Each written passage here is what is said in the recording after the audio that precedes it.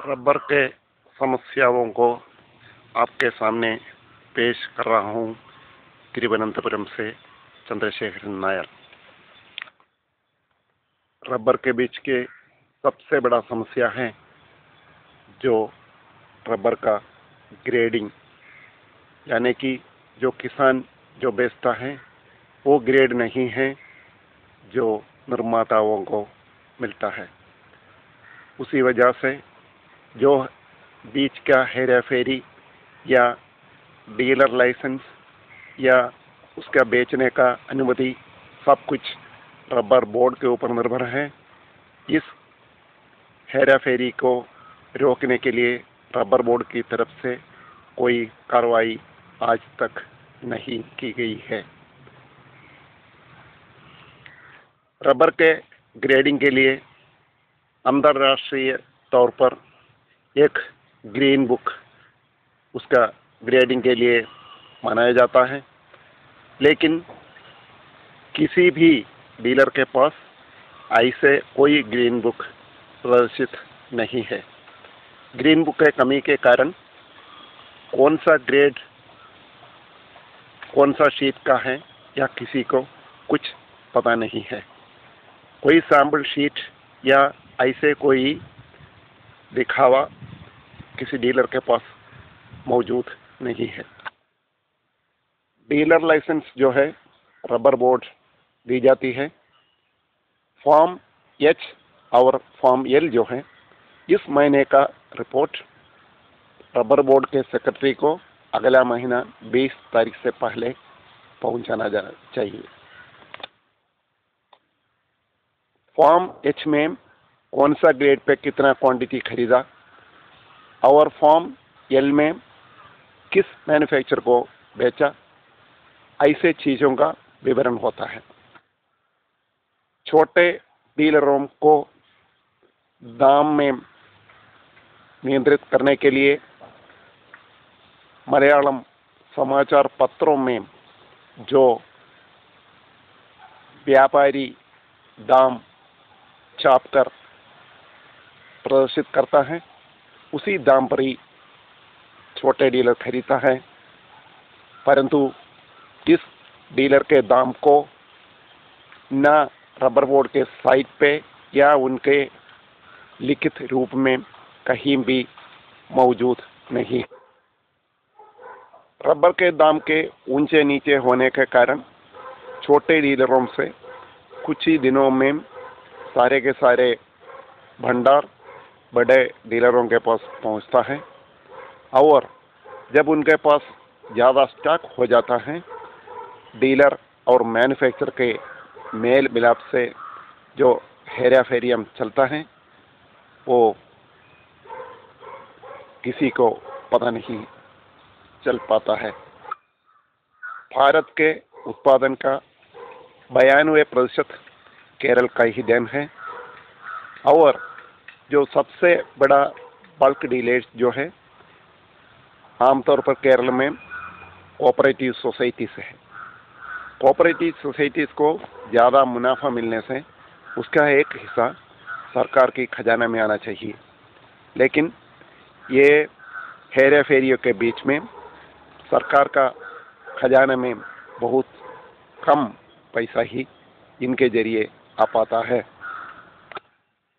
Grade के अनुसार इनका बेचना या कौन सा दाम पे बेचा, ऐसे चीज़ों के पता करने के लिए रजिस्ट्रार के पब्लिक इंफॉर्मेशन ऑफिसर को एक एप्लीकेशन देने से वहाँ से जवाब नहीं देगा, लेकिन हर कोऑपरेटिव सोसाइटीज़ में जाकर कलेक्ट करने का निर्देश दे देता है, जो ठीक कार्रवाई नहीं है। क्योंकि सुप्रीम कोर्ट के एक एडवोकेट कार्तिक जयशंकर ने सेंट्रल इंफॉर्मेशन कमीशन से एक नतीजा प्राप्त किया हुआ है। वो यह है, किसी भी पब्लिक इंफॉर्मेशन ऑफिसर के नीचे आने वाले सारे के सारे हिसाबें इकट्ठा करके देना उनका फर्ज बनता है। रजिस्ट्रार के पब्लिक इंफॉर्मेशन ऑफिसर को राइट टू इंफॉर्मेशन एक्ट सन 2005 के हिसाब से एप्लीकेशन देने से एक्शन नहीं लेता, यानी कि वहाँ ये रिकॉर्ड मौजूद नहीं है करके बोल के वापस कर देता है।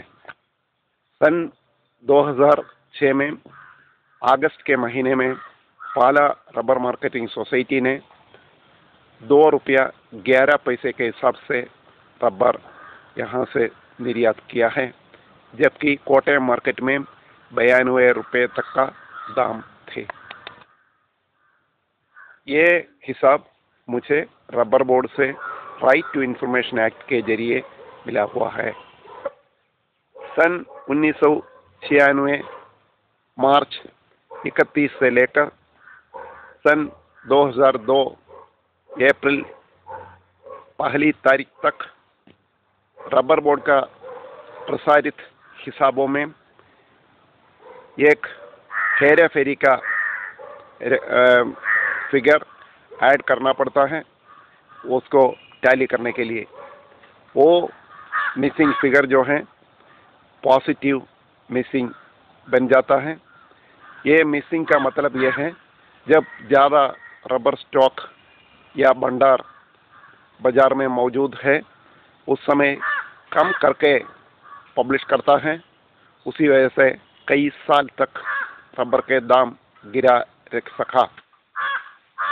सन 2001-2002 में पॉजिटिव मिसिंग था 26,794 टन के, और इसके दाम कोटयम मार्केट में ₹32.28 पर केजी था।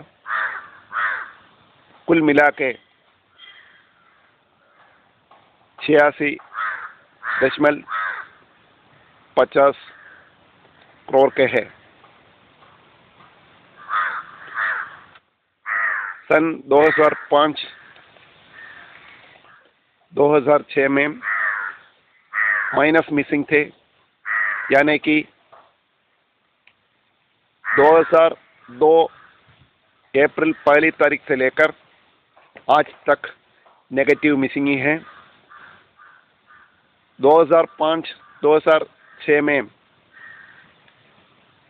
13,850 टन माइनस मिसिंग है।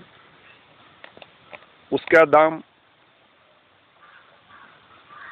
₹66.99 पर केजी, कुल मिला के ₹92.78 करोड़ के है। सन 2007-2008 में 11,999